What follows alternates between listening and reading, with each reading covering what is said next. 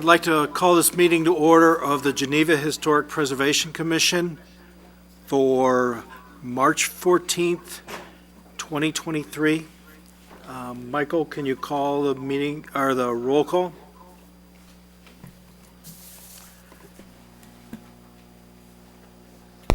McManus, Here.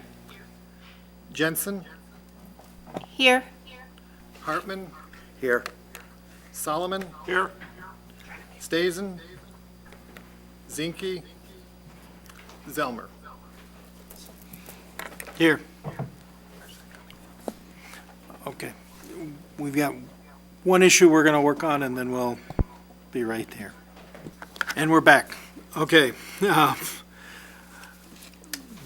This meeting is a continuation of the public hearing for the HPC cases number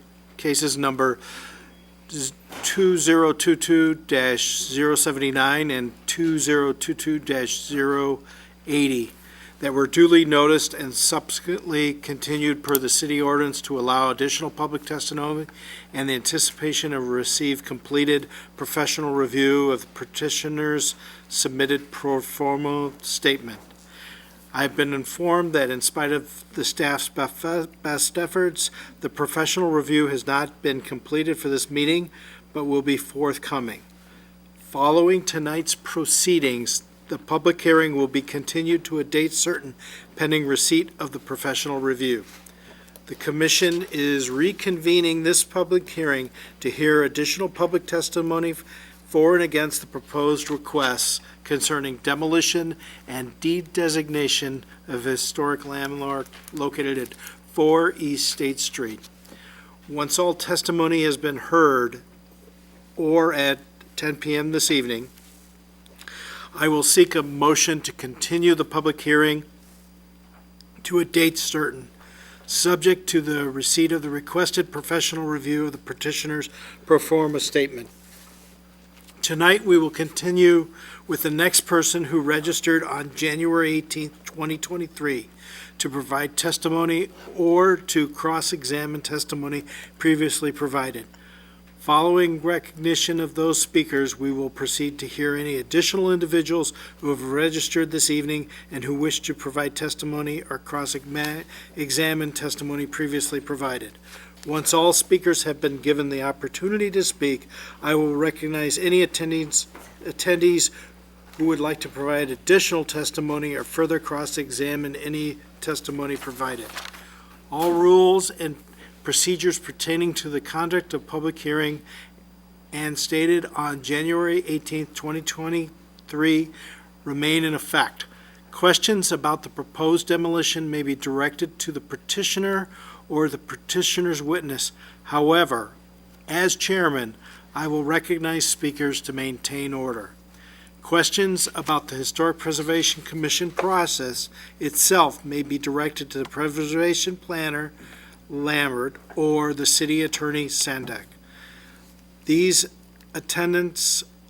in attendance should refrain from audible gestures in support or in disagreement with the testimony given by the applicant or any other person testifying. In order to give testimony, you must provide your name on the registration sheet located in the entrance of the hearing room and sign in the space provided. By signing the registration sheet, you agree and understand that anything you say will be considered sworn testimony and that you affirm to tell the truth, the whole truth, and nothing but the truth. While giving testimony, please come forward to the lectern, state your name, and speak clearly, slowly, and loudly so the HBC members, the audience, and the recording services may hear you. If you choose to testify multiple times, please state your name each time you speak. Please be concise when presenting your testimony. If your point has already been made, it is not necessary to be repeated by the speaker or other speakers who may testify.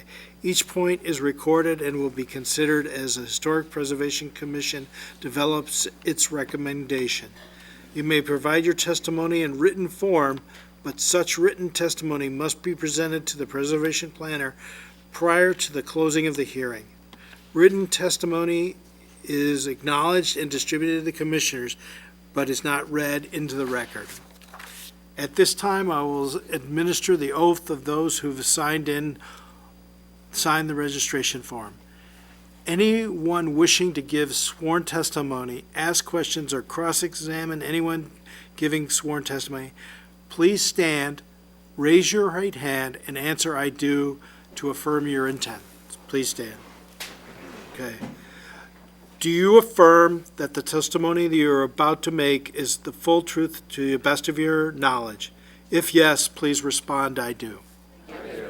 You may be seated. Thank you very much. Before we begin tonight's testimony, Mr. Lambert, will you identify any written communications that has been received and should be distributed and entered in the record? Thank you, Chairman Zelmer. We have received two letters that will be distributed now as part of the public testimony. They are from the applicant and addressed to Preservation Partners of the Fox Valley, and a second letter to Landmarks, Illinois. So both letters were copied to the commissioners. There's your set.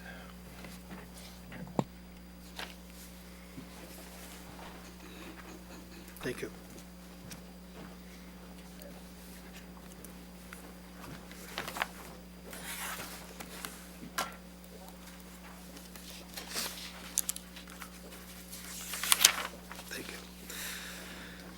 Now, as tonight's first speaker, I call on Colin Campbell, who signed in on the January 18th.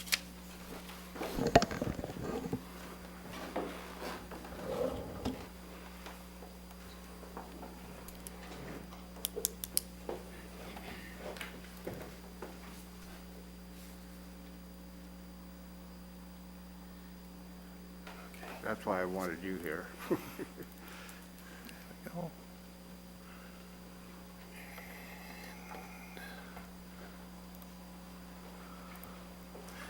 Okay, it's just that. Got it. Thank you. Thank you, Mr. Lambert. My name is Colin Campbell. I live on 6th Street. Some years ago, a developer, not this developer, another one, purchased land in the 500 block of State Street on the south side and built two large multi-purpose buildings. Wintrust Bank decided to move their Geneva branch to the eastern building and wanted the Pure Oil building, the gas station, to be torn down so they could put in a drive-through. That developer brought in his consultants who told this commission that the building was not repairable, that if they tried to take down the addition on the back of the building to restore it to its natural state, it would collapse, that the west wall was pierced in a number of places and was unstable. In spite of that, the commission and the city said, no, don't take it down, it's too important. So the bank acquired it, and they brought in a construction crew to turn it into a drive-through. I live about 100 yards from the bank, and I was over there frequently watching them, afraid they were going to run into it with a bulldozer or something like that. And they were digging around there with backhoes, with jackhammers. Where I really got nervous is where they went between the bank building and the filling station wall, the west wall that was so weak, with a little bobcat backhoe, and they were banging around in there. I asked one of the workmen on the job, aren't you afraid this is going to fall down? He said, are you kidding me? This is built like a brick outhouse. It's not going to fall down. The upshot of that, of course, is it became probably the most unique, funkiest bank drive-through on the Lincoln Highway between New York and California. It was done. A few years later, that same developer purchased a house on the northeast corner of Fulton and 3rd Street. It had been a family home, and it was at that time a dress shop called the Burton House. And again, the developer wanted to take that house down, and it was historic, and it fit in beautifully with the 3rd Street atmosphere. Wanted to take it down and build a 2 or 3 story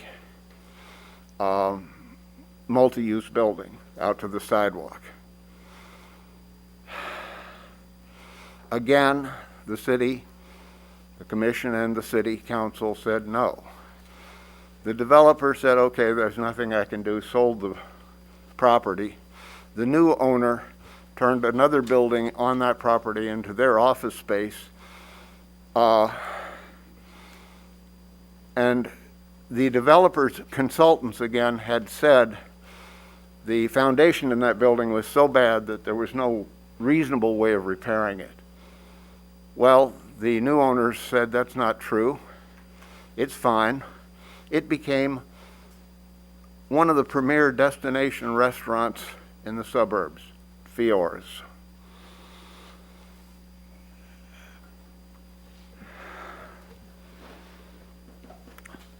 Restoration is possible. The picture here is of the Howell Iron Works. It was on State Street, the corner of State and River, North River Avenue. You can see the condition it's in. Mike, I'm pushing the button, nothing's happening.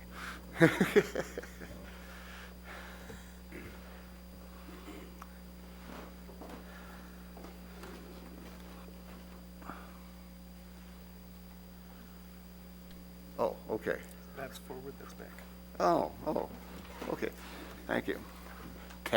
Technology. Another picture of the Howell Iron Works. And you can see that it was not in very good shape. This developer acquired that property and turned it into this, Riverside Banquets, and 18 North, and the Dam Bar, and a number of other things. And it's been a very successful venture. This is the Howell Iron Works, or this is the Klenbeck Creamery on the south side of State Street. There again, you can see that it's not in very good condition.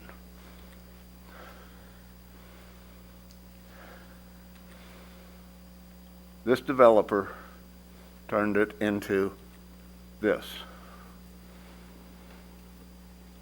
A national tourist webpage recently said this is the most beautiful place to go in Illinois. This is the nicest in Illinois. It can be done. Some years ago, the city and this developer entered a process called a charrette. All of the stakeholders in the city participated in that. That took over a week of meetings, of interviews, of questioning, going through every possibility.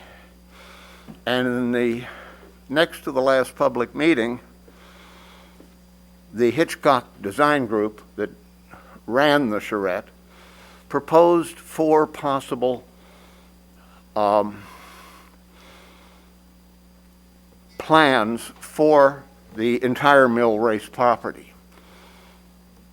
One was a destination restaurant.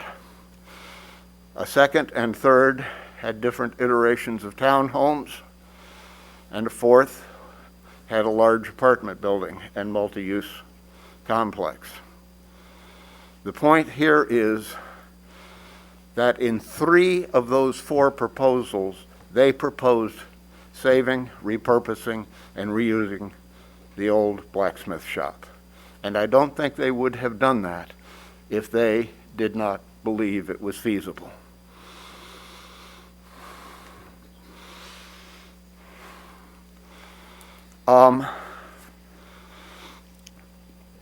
One thing which I know you all know, but I just want to put on the record real quick.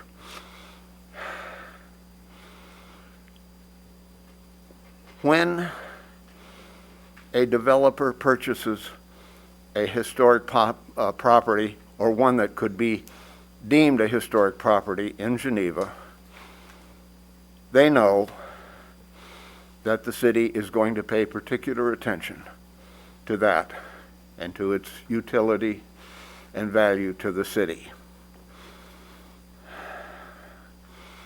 Very shortly after the Chaudine acquired this property, Mr. Patzold was quoted in the Herald that they knew that the old mill race building was in there, that they intended to save it and repurpose it. That was back in about 2014. And when they tore down the wooden structure around the old building, it was not landmarked at that time. It was not preserved. They chose to preserve it at that time so that they could do something with it, presumably. When a developer purchases a property that is likely to be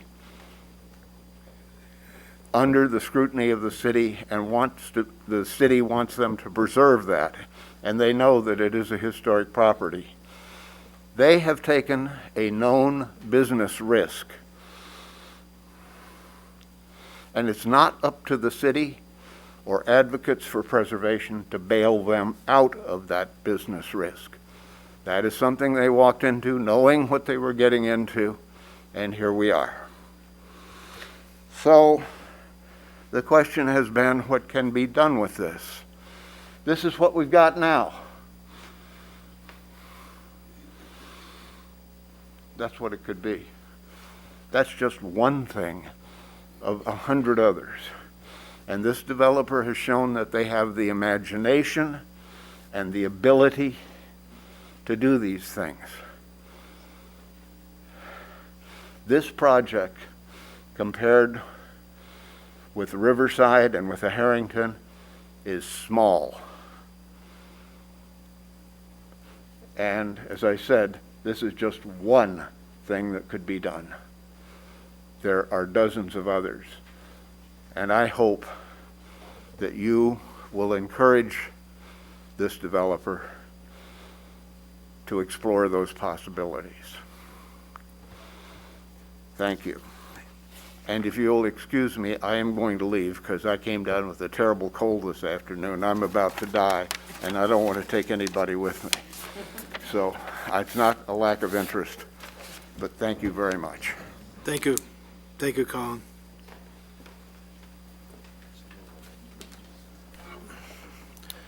Okay. Next on our list is Rod Nelson. Is Rod in the building?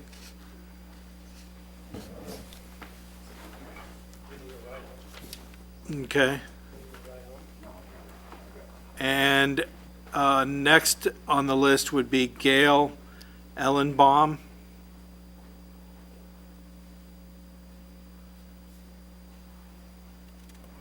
Is Ms. Ellenbaum in the building?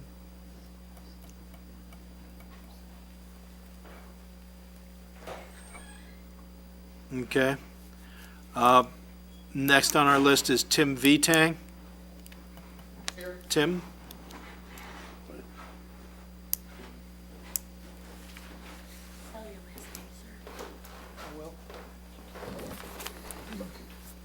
You can- My name is Tim Vitang, V as in Victor, E-T-A-N-G, 112 Ridge Lane, Geneva. When I moved here over 40 years ago and told non-residents that I lived in Geneva, the first thing they mentioned was how much they loved the Little Traveler and the Mill Race Inn. It was like two bookends supporting the downtown business district. And of course, a few would have also mentioned the lake, getting Geneva and Lake Geneva confused. I think some of you have had that same experience. At the last HPC meeting, there were 4 considerations were mentioned on why demolition should be approved. There was discussion of a hazard. It can be stabilized, and because of its historic significance, it could be restored on its own or incorporated into a future development. That would prevent it from being a hazard, and it can be saved that way. It was also commented that it was a deterrent to redevelopment. Over the years, I've seen many buildings and structures in Kane County that were just as bad, and maybe even worse, being restored because the owner appreciated the building's history, architecture, or saw it as a plus for redeveloping the site for whatever that future use might be. Yes, in some cases, the owner was compelled to save it because of its history and importance to the community. When one acquires property, those considerations do not disappear, and there is no doubt that they were all known well in advance of the purchase. There was also comments about it was a hardship and financial problem. I recall that and Mr. Campbell spoke very eloquently on some of that, I recall that when the historic buildings were that are part of the Harrington was going to be acquired by a different developer, they made most of the same arguments for demolition, the tax benefits by building all new, and in particular the financial hardship they would incur by having to preserve the structures down where the Harrington is. All you have to do is look towards the river and see what can happen with a commitment to preserve a community's history. There was also comments about retention. It was not in the best interest of the site. I'd offer that nothing has changed about the community's desire or the city's commitment to preserve or incorporate the historic buildings in any the historic piece in any redevelopment of the Millrace site. For quite a few years, the site has been preserved, if I dare use that word, with a bare minimum of attention. Now we're being told it's beyond saving. Had even a better covering been used and fixes to the covering been done in a timely manner, the building may not be in its present condition. I think the recent nailing of the for sale signs on the building sums up an attitude. Demolition should not be a reward for neglect.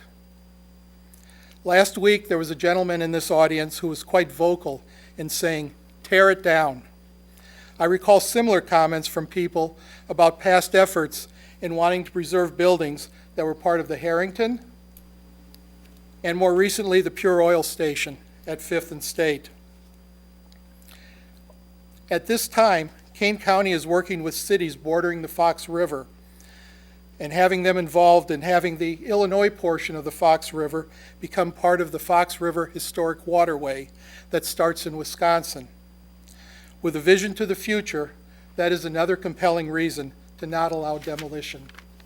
Thank you. Thank you very much. David Shepard.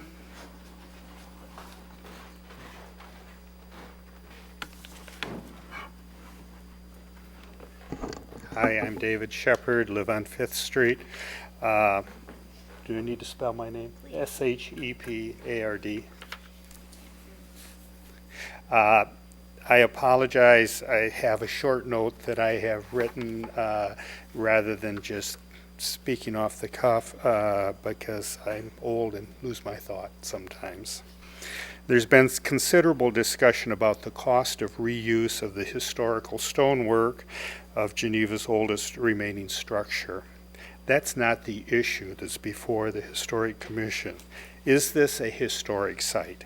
Yes, clearly and simply. In the history of Geneva, this is in fact its earliest and most important historic sites. The owners are attempting to redirect discussion to the cost of reuse of this building and the site and are asking for designation to be listed to destroy the building. The vestiges of our earliest remaining structure, disingenuous at best, at a minimum, a complete disregard for the intent and legality of our historic designation framework. Remember, this discussion is about maintaining this historic site.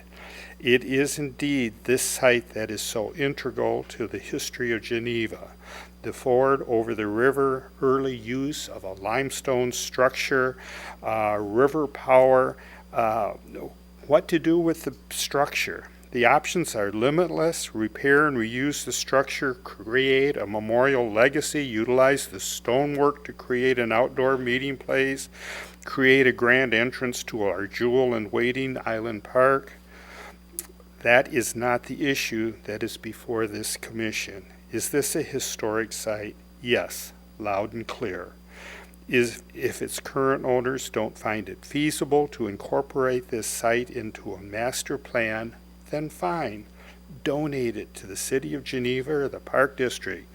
But to do as they want, to destroy it and build a multi-story apartment building on this historic site, never. Interestingly, it is very considerate of the owners to reopen the discussion of appropriate usage of this site. Since it is so clearly a historical site, this commission should use this opportunity to reestablish the original parameters of this historic site. Historically, it is so much more than the remaining stonework on this site. Take a positive step to ensuring the long-term integrity of this site and providing future leaders the opportunity to determine what's the best usage of this site. Thank you. Thank you. Okay. Next on our list is Sharon Jones.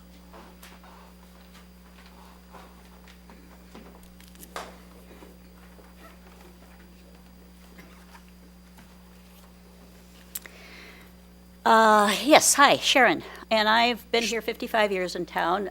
Clyde and I have moved 5 years ago.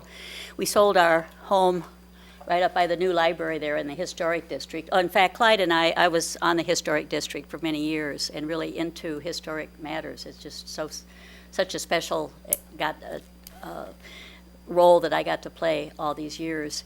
But now we live in a different part of town, and it gives us a different perspective, I think, right now. We had a 1906 four-square house, which not many people know much about it. I love to tell people, if you go up State Street and you get to Anderson Boulevard, there's two things that I've learned historically living now. Oh, I live on the east side in that big stone building, the 4 stories over there, called the Geneva Place over there. It's a part of the one in Batavia there.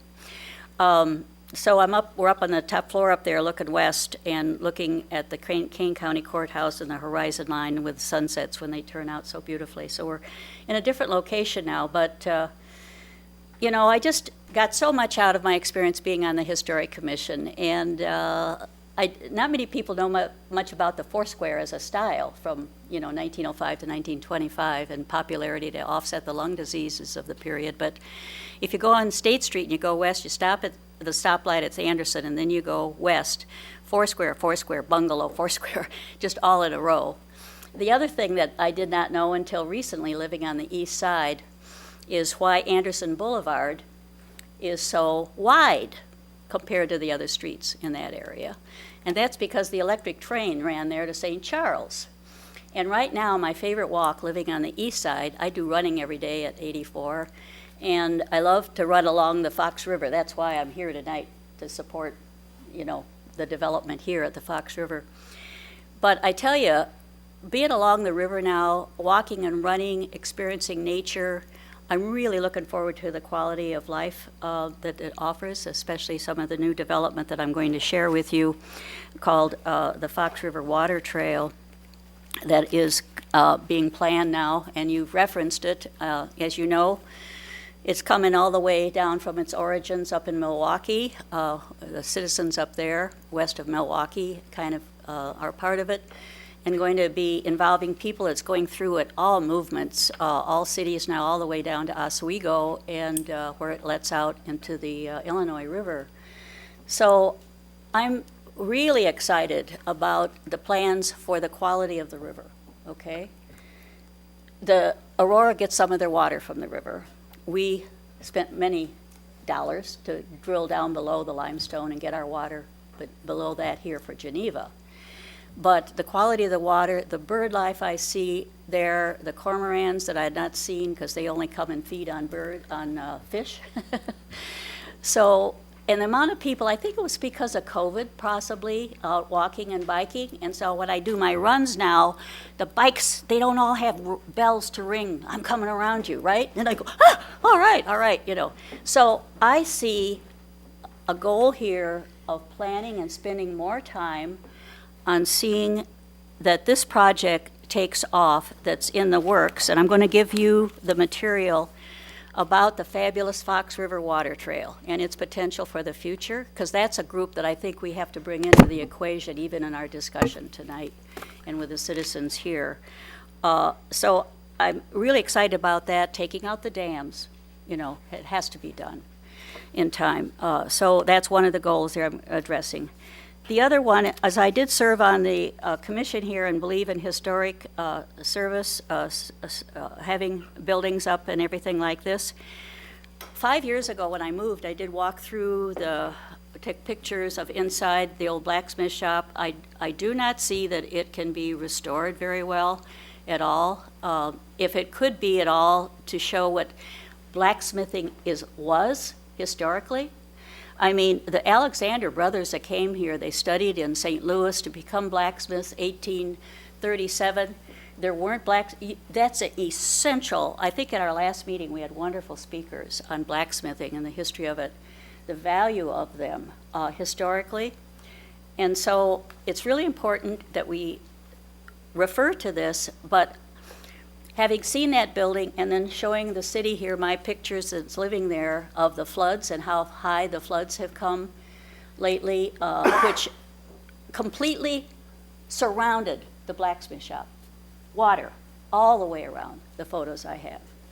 So I do question the value of restoring it, other than whatever could be done there to talk to people, to show people about blacksmithing.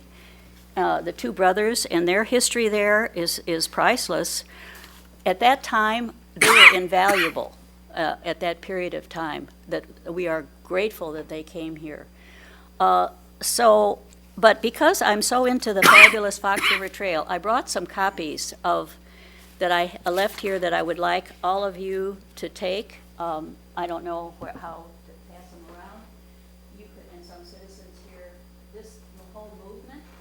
on the trail. I mean, just think about this quality that it could bring to the river, right? For water, quality of water, walking, health, outdoors. So we'll continue this movement that COVID has initiated with people using that.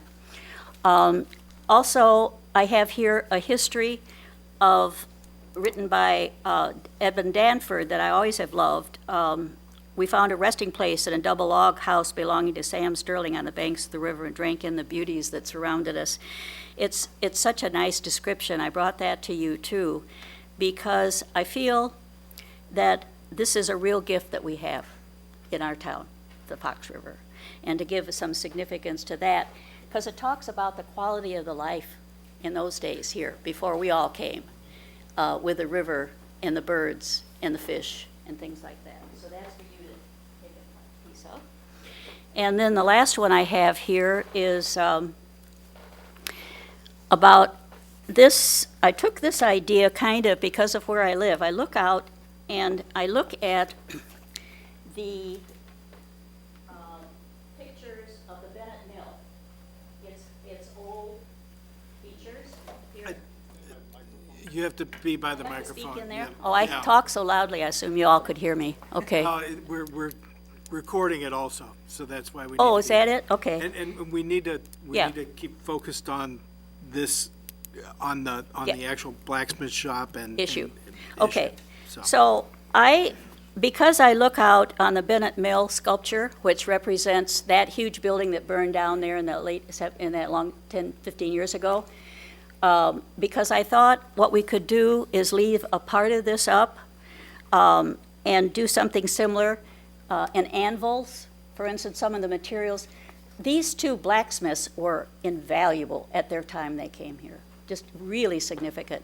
So I think the idea behind it has got to be conveyed out there, but I do question whether it's worth the Shodine family spending the money on completely restoring that. If you've been in it and you've seen the flooding that's around it, you think, oh my God, how can this be possible?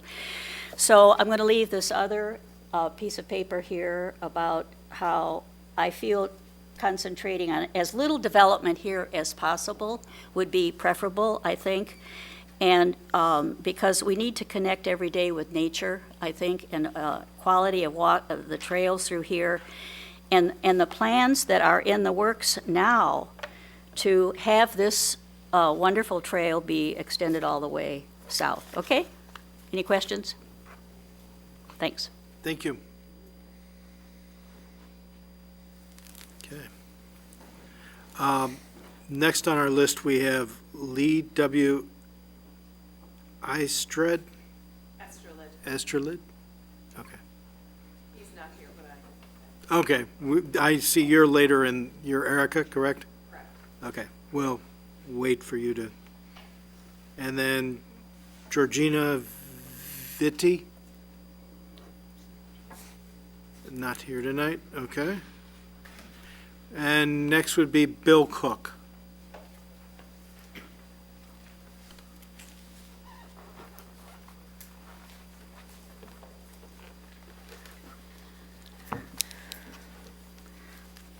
Good evening.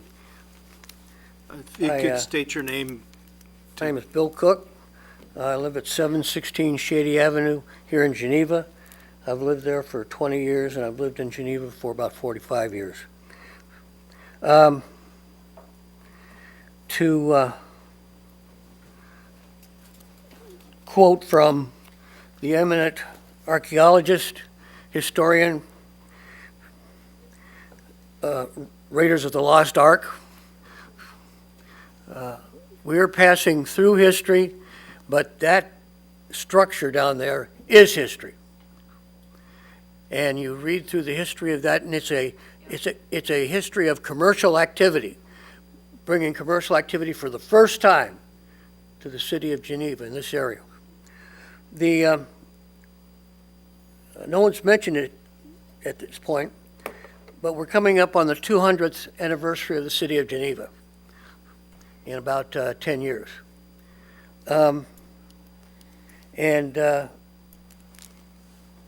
At that time, county governments and other historic elements inside the structures here are going to talk about this historic location as a great place to know about and to know that that is where it all started. And if we don't do things right here, we're going to show the Boy Scouts and the people that visit town a parking lot over there and say, well, this parking lot is where it used to be 8 years ago, whatever. It is my feeling, somewhat disparate from what we've heard here, this restoration of this property is not necessary. It can be left as it is, in the same condition it is now as an historic structure. I would rather see it preserved to some degree or another, but I don't think its strength of continuing use and or involvement in the community needs to bear on whether or not it's made into a coffee shop or a place for rental canoes. It stands on its own. I'm quite sure that in Rome, people said, well, this Colosseum takes up a lot of space here. I think we could use this better for some shops and things like that. But they recognized even then that they wanted to preserve their history. We have to preserve our history here.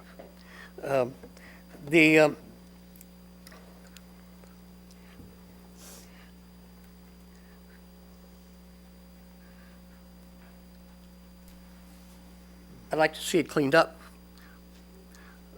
There are steps that can be made to make it look better. There may even be steps to make the structure as it is now stable.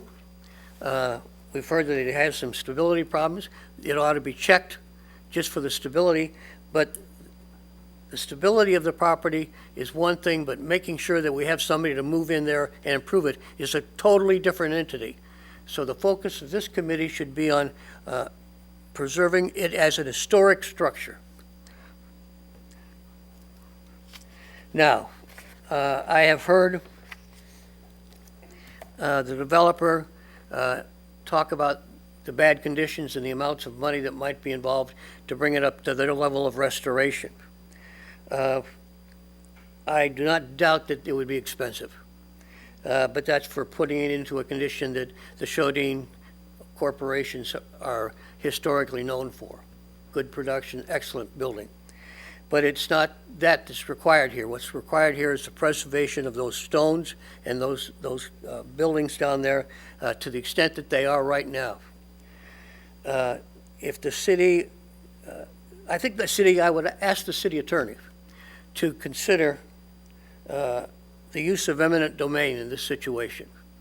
Buy the property as it is, just with respect to the blacksmith shop. Buy it from a fair price, which is what the eminent domain laws require, from the Chodine Corporation and just that section of it. And then they can go their way, but eminent domain gives us the ability to say we have preserved the ancient building that was the first spot of commerce and development in the Geneva area. And I think that's our obligation as citizens. Thank you. Thank you.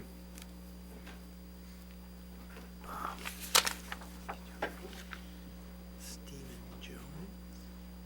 I think so. Okay. I'm struggling with reading the writing here, but Stephen Jones? That's all right. Did I get it right, or is it? Jonas. No, it is Jones. I'm Stephen Jones. I live in Aurora, Illinois, where I've been for about 25 years. I've lived up and down Fox Valley area, Batavia. I was actually born in Elgin, and I've been here my entire life. And during that time, I've come to appreciate the Tri-Cities, and specifically Geneva. I think when I think of the Mill Race Inn and I look back on its historical significance, 180 years, a good piece of time. People that came up with that shop initially, real heroes of that time, artisans of their craft, trained many other people. 180 years ago, and they're in there with blood, sweat, and tears doing the blacksmithing. And then it also goes into other businesses over time, flips back to another blacksmith shop some decades later. And more recently, I think, I certainly wasn't here 180 years ago, I don't have memories of the blacksmith shop, but I certainly do have a lot of good memories of the Mill Race Inn. And I think we all share those kind of memories as well. That has personal significance to me, but the historical significance has been granted and recognized by the city by giving it historical status, and I think that historical status really needs to be maintained. 180 years. The Chodines have had it for a little over 10. They want to take it from 180-year historical significance and turn it down and tear it down and turn it into something that's palatable only to them. I think there's a lot more significance that can be recognized by maintaining the historical significance of that and allowing that structure to remain in some capacity. That's really all I wanted to share. Thanks. Thank you. Okay, next is Erica Asterlet. And yes, I'll spell my last name for you. Good evening, I'm Erica Asterlid, and the last name is E-Y-S-T-U-R-L-A-D like Delta. I apologize, my husband wanted to be here this evening, so I'm going back and forth between his notes and mine. But I think the thing that stands out to me as someone who moved here 22 years ago from Indiana, and has a bird's eye view because we live on Oak Street and we get to see the park every day from sunset to sunrise and everything in between. And I'd like to, when we talk about the historical significance of it, two things stand out to me. One, that building, thank you to the previous speaker for pointing out it's been there 180 years. And that is something this community cannot replace. You cannot you cannot rebuild something that's torn down. And I see how many people go by that building and look at it and wonder why it sits there without any purpose. It is an eyesore at this point to the public, and I say that from the standpoint of the water that's been allowed to sit there, that my husband and I have frequently discussed. If that were our property, what would our neighbors say, and what would the city say about it? Because generally you're, I don't want to say forced, but strongly encouraged to not have standing water on your property as the things that happen when you let water stand that long. But we see how many people on a daily basis use that park. And the idea that it would turn into apartment buildings that prohibit other people from enjoying that space, I think is short-sighted from the standpoint of the other folks who talked about the significance of the Fox River as a historical waterway. And I think it's short-sighted to build on that property as far as the flooding that we see have occurred throughout the years. And from the standpoint of, at some point, the dam in this river will have to be removed. It's not a, like, oh, it'll never happen. It will happen at some point, because otherwise to preserve that dam costs a significant amount of money, and it's ecologically not sound to do so. And that was, if you paid attention to the studies that did in Batavia, that was part of it. My point with all this is, here's a building that has stood here for 180 years and can continue to stand if it were cared for, and could be a real significant draw for the park that is there, that people enjoy daily. And we see a lot of different folks there. Many of my friends, we all have memories of taking our kids to that park when they were little. I see lots of families over there. I see all kinds of people. But the building, when you look at it, if you look at the picture, not so long ago, we were voted one of the most picturesque communities in the country. And I want you to think about the picture that they showed was of Island Park and the natural beauty that exists there. And with that natural beauty, if you talk about destroying a historical building, that could be a bonus for that space, could be a draw. And then you think about the idea of tearing it down and building a very, for lack of a better term, urban-looking structure. It will not have the historical significance. It will not have the beauty that this town is known for. And that is what concerns me, is that you would take something down to replace it with something new, but that new building does not consider in the entire future of the community as much as a blacksmith shop that has stood for 180 years. And I probably did not hit all the points in my husband's notes. I texted him and said if he could possibly get here, he could still make it. But I thank you for your time. Thank you. I have another one that I'm going to struggle with, but I think it's Charles Bachman. Is that correct? Chad.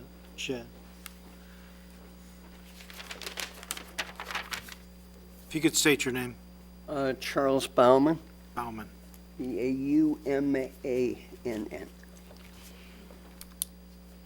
I originally thought this was a council meeting, so I cobbled together something, but most of it's still applicable.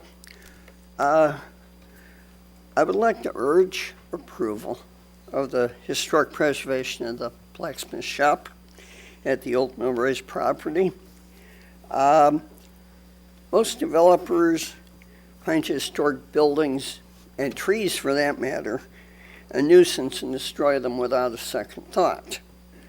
Petitioner has a history of disregarding historic buildings. We only need to look a slight disagreement with the first speaker this evening. Only need to look at the northeast corner of State River down here. Limestone structures all the way to the Route 38 until there was a fire.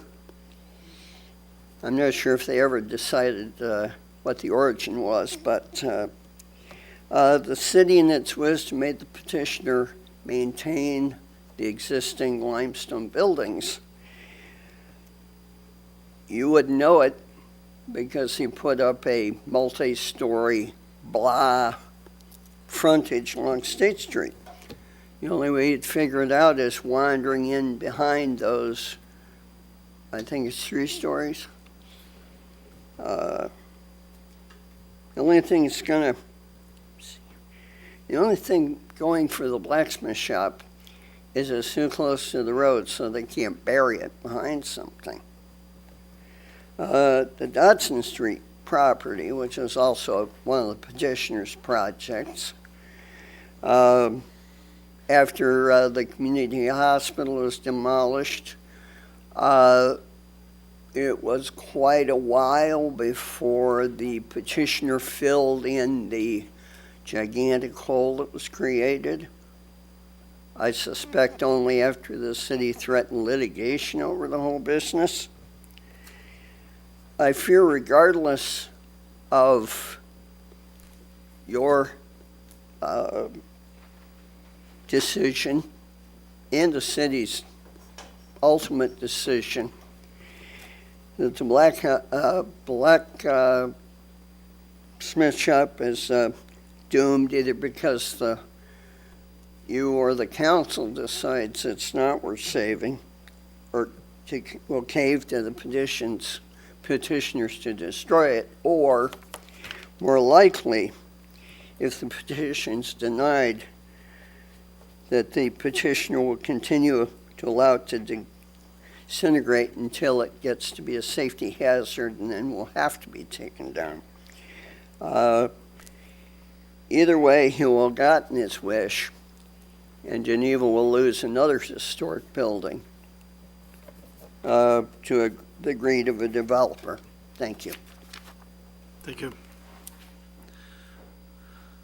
Okay, the next person is Janine McGowan. Jean.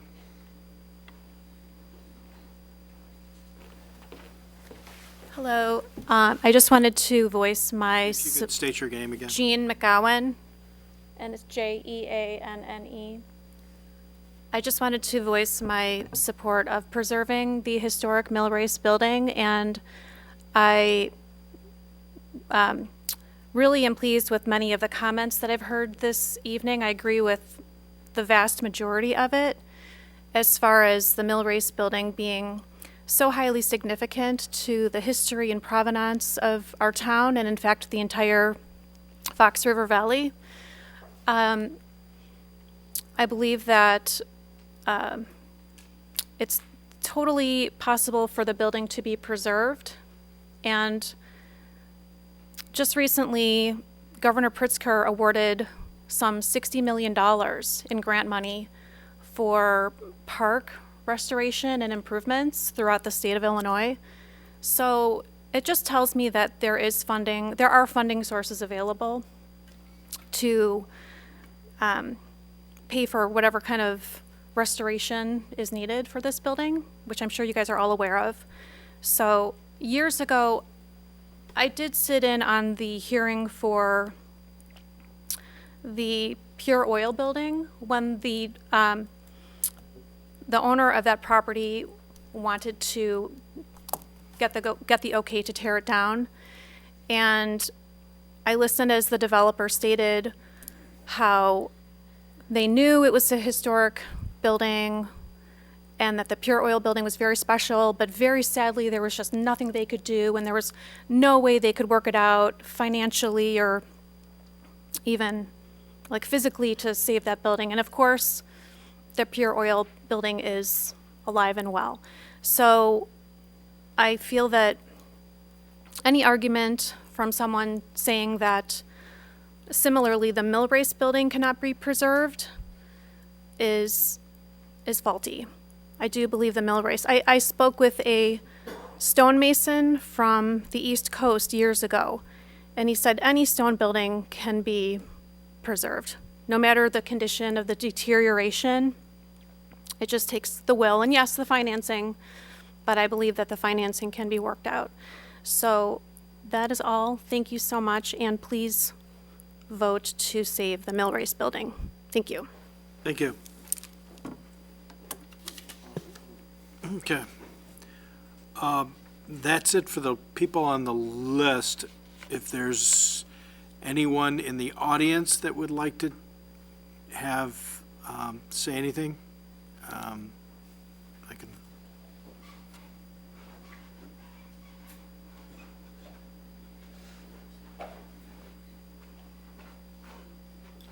Thanks, Commissioner Zellner. Al Watts, Preservation Partners of the Fox Valley. Actually, all I have is a question. I don't know that, and maybe I missed it, but I don't know that we've gotten like an exact picture of exactly what is going to be proposed to be demolished and what is not, because I don't know if everybody knows what's part of the stone structure and what isn't. Is there a map or a picture that you can show to demonstrate what that is?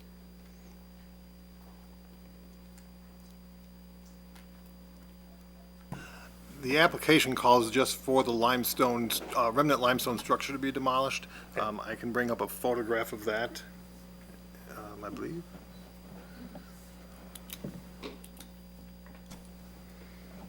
Yeah, and we actually designated the area to a very tight area around the actual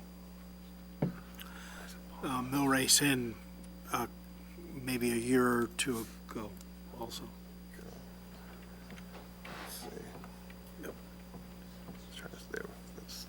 Yeah, that's the picture I'm thinking of. So I'm trying to understand how far to the west is considered the building that the applicant is proposing to demolish. Do you understand what I'm saying? Again, I'll summarize, but if I'm incorrect, you can correct the record as the applicants. But the application calls for the, I think it's approximately 30 by 48 limestone structure to be removed. My understanding in the conversations with Mr. Patzelt with the pre-application meeting, it did not include the foundation to the west that was part of, I think, a mid-1960s dining room addition. That's the foundation for that. But the application talks strictly about the remnant limestone structure. Okay. So where the water is, that's going to stay.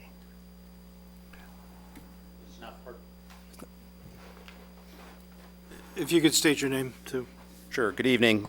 David Patzelt, Patzelt, 77 North 1st Street, Geneva, Illinois, 60134. To answer your question, Michael, you're correct that the request is to remove the stone remnant structure. The white octagonal-shaped foundation would remain. Thank you. Thank you. That's all I needed. Okay.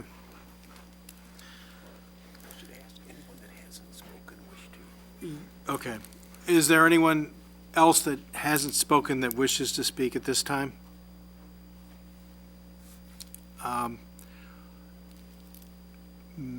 I guess, Mr. Petzel, did you want to, I mean, you can have the choice of speaking tonight? What? Okay. We will try to get them.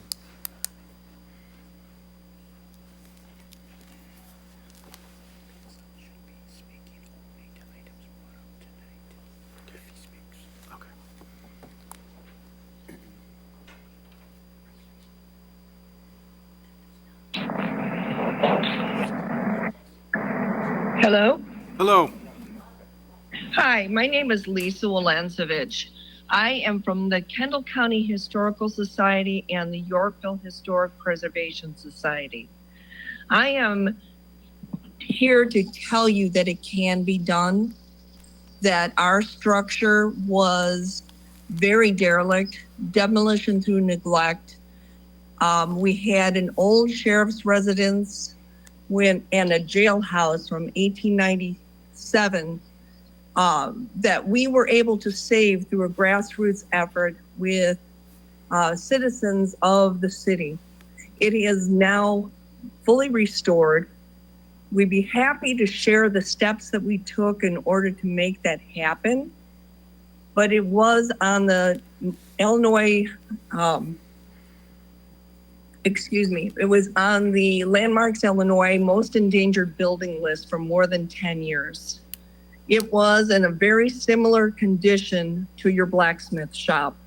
It is now a vital part of our downtown, and it has revitalized other buildings. We are not as lucky as Geneva to have such beautiful history to it, but we are turning that around now, doing in part that we actually took the initiative to save our history. It is very important. 60% of landfills is building material. We don't need to leave that for our grandchildren and our great-grandchildren. We don't need to leave this history in a pile of rubble. If you go to Europe, they saved their history. We throw it all away. And I agree with these people, and I wish I could have been there in person this evening to share it with you. I would be happy to give you more information about what we did and how we did it, but it is completely doable. And that's all I want to say. Thank you very much. Any other people online? No other hand raised. Okay. With that, if the Shodine representatives want to come up and respond to what has been spoke to today. Hi, I'm Kate McCracken, MCCRACKEN, on behalf of the Shodine Family Foundation, who is the applicant. Couple things I want to make clear. Just Mr. Petzelt is going to address several issues that have been raised, and he has some photographs and really want to talk about sort of a list of the questions and issues that have been raised tonight. But I want to make it clear that this is not to waive any right we may have to close at the end of whenever the public hearing ends. That would be fine. Okay. We want to try to limit it, we want to try to not have this go Forever. terribly long tonight, but we will also want to let you have your say in what's going on. All right, So- I appreciate that, and I will turn it over to him, but I just want to make it clear that you won't, this isn't the last you've heard of us, for better No, or worse. we would give you we will give you the last word. All right. Okay? All right, But we thank would you. like to limit tonight's testimony to respond to what's been said tonight. Thank you. Once again, good evening, David Patzelt, PATZELT, 77 North First Street.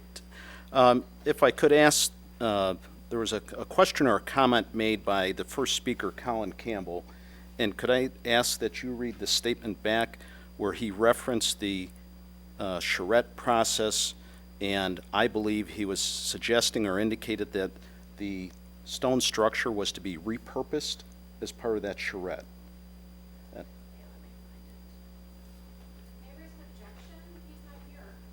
Well, I mean, that's kind of why we have the court report, and he left with because of illness. I mean, it wasn't, and the public hearing is still open, so, and it will be open at the next, he can respond to what Mr. Petzel says at that time. And for the record, it is entirely likely that there will be cross-examination of Mr. Campbell when he is healthy and he is here. That's correct. I agree with that. I don't see an issue with it personally. Do you have an issue? Okay.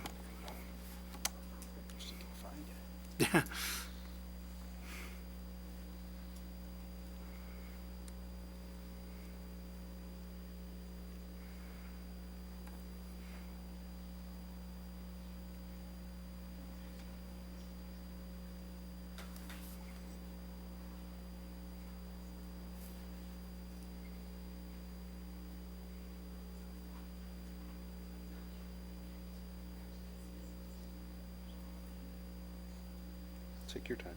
And I don't have the spelling of the word charrette, so that's why I can't search for it. Okay, some years ago, the city and this developer entered a process called a charrette. All the stakeholders in the city participated in that. They took over a week of meetings, of interviews, of questioning, going through every possibility. And in the next to the last public meeting, the Hitchcock Design Group that ran the charrette proposed 4 possible plans for the entire Millrace property. One was a destination restaurant, a second and third had different iterations of townhomes, and the fourth had a large apartment building and multi-use complex. Keep going. Please. The point here is that in 3 of those 4 proposals, they proposed saving, repurposing, and reusing the old blacksmith shop, and I don't think they would have done that if they did not believe it was feasible. One thing which I know you all know, but I just want to put on the record real quick, when a developer purchases a historic property or one that could be deemed a historic property in Geneva, they know that the city is going to pay particular attention to that and to its utility and value to the city. Very good. That's plenty. Mike, what I was questioning there was at the end of the charrette process, the result, as I recall, the end of the charrette process was that the stone remnant structure was to be taken down and stones from that structure were to be used to build columns and or entry gates near the proposed building that was in that charrette structure. And that was because the findings of the team that was on the charrette could not come to grips with the cost and the structural issues that are associated with the stone remnant structure. I believe there was another comment made by Mr. Campbell where he made reference to during the demolition of the original Millrace structure that Shodine preserved the stone remnant structure. That is also incorrect. As part of our demolition permit to take down the original Millrace structure, much like an onion, we had agreed to work with the city to peel back that onion, and as we peeled it back, we would then figure out what exactly was at the core of that onion. And I do have some pictures as part of my presentation I'd like to show you tonight that showed that peeling back of that onion. At that time, we did not make any statement that we were going to preserve the stone remnant structure, nor were we required to preserve the stone remnant structure. There was a comment made by Mr. Shepard suggesting to donate the stone remnant structure to the Park District or the city. During the charrette process, city staff and I met several times with the Park District and requested the Park District take this structure and incorporate it into the park, leaving it where it was at. The Park District staff met with their Park District board, and the Park District had no interest in getting involved with this stone remnant structure.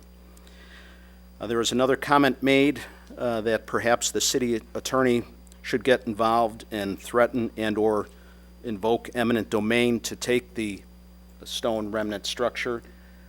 We have been open for the last 8-10 years to see if the city had any interest in doing something with the stone remnant structure, and that has not included any eminent domain, but just open discussion, and there's never been any interest by the city themselves to take the stone remnant structure.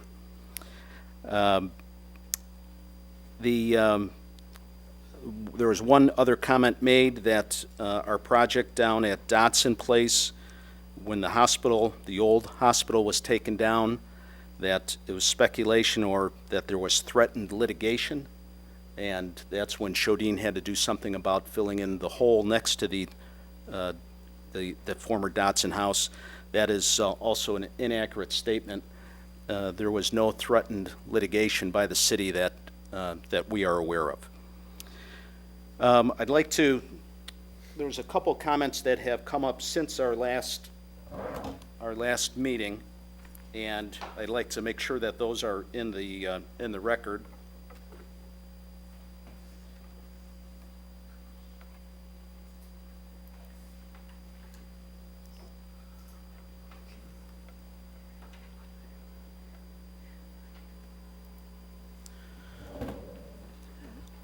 There's been a couple items that have come up in reviewing some of the information gone back and forth between commissioners and city staff.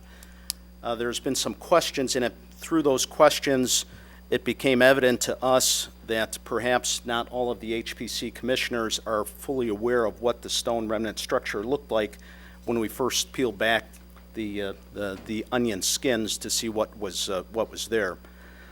And one of those came from Commissioner Jensen, who questioned Michael Lambert. Has Shodine been held accountable for deterioration of the historic structure as a result of inappropriate maintenance and repair over an extended period of time? We are not aware of any lack of maintenance or inappropriate maintenance, and perhaps some of these photographs that you may see, Commissioner, you'll see that they are dated 2016, and you'll see a comparison between 2016 and where it sits today. In addition to that, in the last couple weeks, I was contacted by a former HPC commissioner, and that commissioner too raised concern or question, saying that they were of the belief that the current HPC commissioners did not know what the inside of that building looked like, and that former commissioner had also had discussions with Michael Lambert and raised questions to Michael if Michael had been inside the remnant stone structure since the demolition. And from what that former commissioner told me is that Michael had stated that he had not been inside to see what the existing conditions looked like. So this is a photograph that was taken in October of 2016. It is from the east facing the west.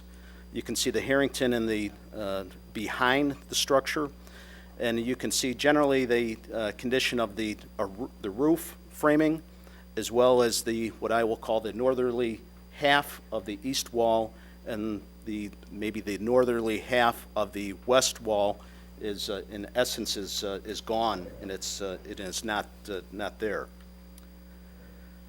The northwest corner, there back in 2016, there was clearly evidence of structural failure of the stone column, and you can see it here.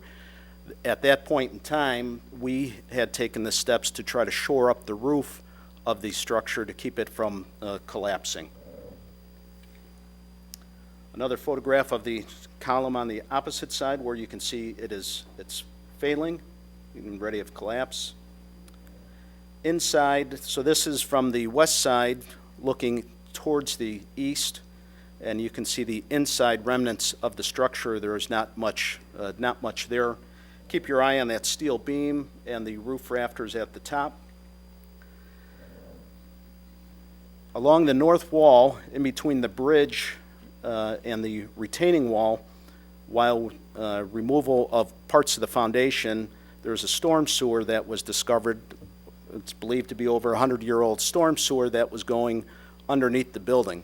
That storm sewer, the photograph in the lower right corner, was taken to show that the storm sewer, once it was encountered, that it had to be patched and kept in place, and that foundation wall where the construction workers standing on the right-hand side was concluded that until the storm sewer is removed, that wall has to remain. But eventually that storm sewer will need to be removed from underneath the foundation. Excuse, I have a few questions. Sure. Could you go back on the first photo you showed of the column? Yeah, right about there. Do you have photographs of the shoring process that was done? Of the shoring process? Yeah. Do you have? Yeah, I see the deterioration in the column. Do you have any photographs of what efforts were made? Yes, there was, I believe in subsequent photos, I'll Okay. suggest to you or show you where that right. supporting walls were built. Thank you. This is a photograph taken from the southeast, generally facing west. It's a little bit confusing, but once you start to understand what is going on, the stone remnant structure is really the center portion, and the roof elements to the left of the chimney that say save, and to the right where the gentleman is at in the hard hat with the red shirt, those are additions to the stone remnant structure that are being removed and pulled back. So the next photograph, you'll see that those walls and attachments have since been removed. And this is what stands there today, and you can see the condition of the roof and the perimeter walls. This is the south wall of the structure. You can see the stone is in need of tuck pointing at this along that south wall, the lower below the slab on grade, as well as there is a large pipe chase that is running generally in a north-south direction underneath the floor towards the northerly basement of the structure. Again, looking at the roof, that is what remains of the roof after the detachments or attachments were removed from the structure. The roof on the underside, you can see is charred. There was a significant fire, and if you look near the HVAC grill, the roof is literally gone, and there is plywood over the top of that charred roof opening. There's no evidence or no reports from the fire department or the building department of a fire occurring in that building. Again, this was taken back in 2016. Those charred remains are still there today, and this is just another perspective of the roof and the roof structure. Regardless of what happens, that roof is structurally inadequate and would need to be removed.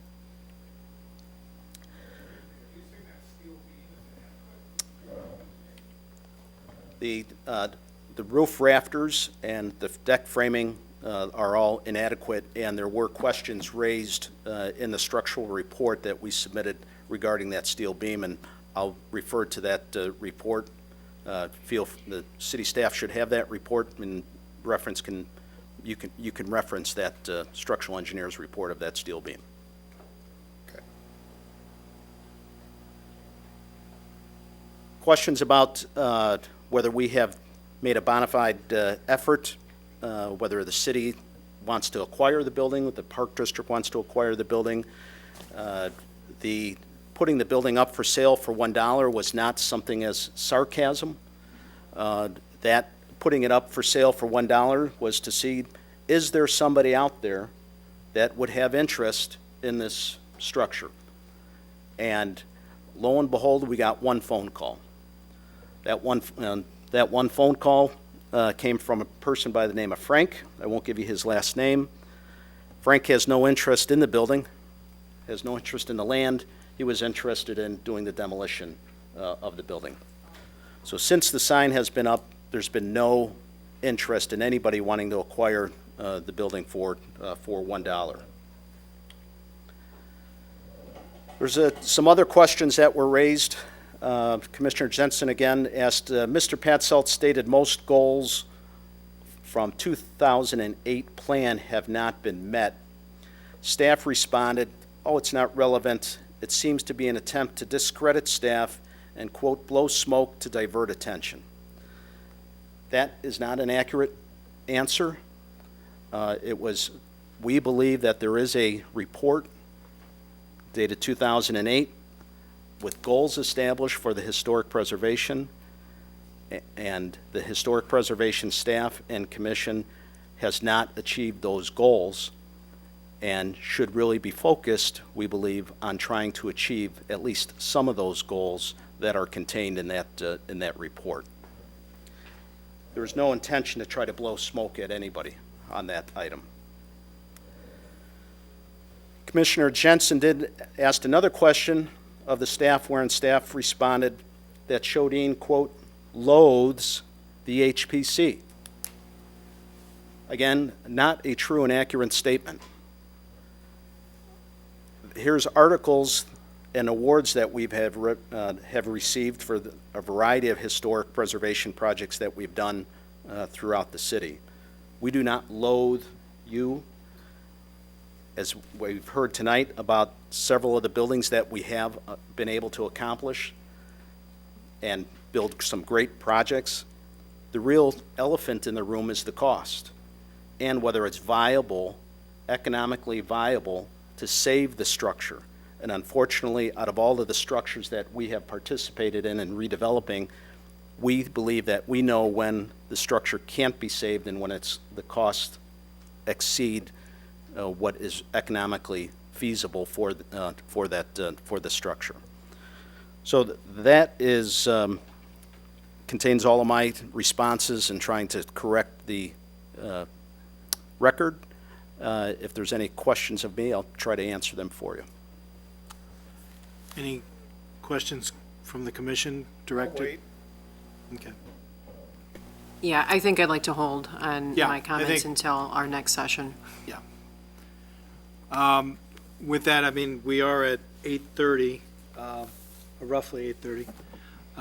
And we are going to have to continue this hearing because we do have a analysis of the pro forma statements that Chodine has put together that is going to be available hopefully by the date certain of the next meeting, which is April 18th. And so with that, can I get a motion to continue this hearing to April, date certain, April 18th, 2023?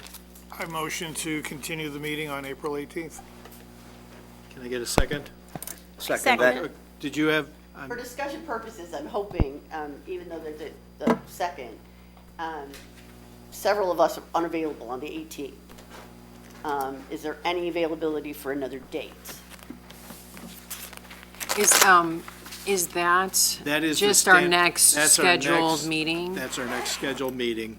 But it will also be a public hearing like the, Yeah, I think that, I will say that I did an informal survey of the commission, and with Easter and some other things happening in April, I was not able to confirm a quorum for any date outside of outside of April 18th. So we would not have a quorum if the desire is to move it to a meeting in May. Do you know that you'll have the pro forma analysis by the 18th? The intent of the consultant is to have it here by the 18th, yes. Okay, and is it the 18th, or is it, for example, they say some date prior to that? They have said they could make the 18th. Okay. As you know, Ms. McCracken, consultants can give ranges. I think every reasonable effort will be made to have that report before the 18th. It will be here when it's here. I think there's an intent to have an analysis presented by the consultant as well at the 18th. Okay. So that's really why that date, in addition to the fact that it's already preset. If you're asking for a date after that into May, that can possibly be entertained. We will certainly make all reasonable efforts to modify whatever impediments may be to the 18th. But I would hope that we would have the report, whatever That's it our may be, intention. by the 15th or some date prior, if possible. Noted. okay, thank you. We have a motion, and we have a second on that motion. Do we have any other discussion among I mean, we have a quorum on the 18th, correct, Michael? My understanding is. I'm available. Yes. Okay. So with that, I would like to, can you call the roll to, Just so it's clear, the motion is to extend the public hearing to the next date on April 18, and the public hearing remains open. The meeting is adjourned, but the public hearing remains open. Hartman, Aye. McManus, Aye. Salmon, Aye. Jensen, Aye. Zelmer. Aye. Motion carries. Okay, with that, I guess motion to adjourn. Can I- And Second. all in favor? Aye. We are adjourned. Thank you.